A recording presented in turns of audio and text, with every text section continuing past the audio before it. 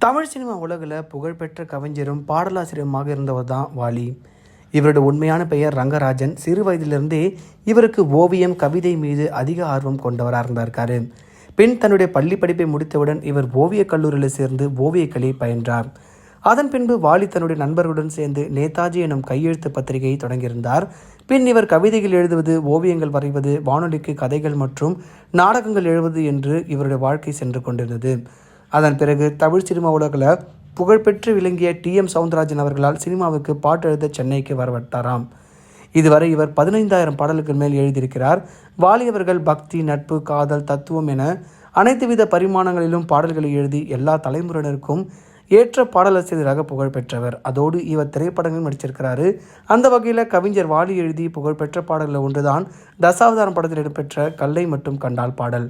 இயக்குனர் கே.எஸ். ரவிக்குமார் இயக்கத்தில் கமலஹாசனின் மாறுபட்ட வேடத்தில்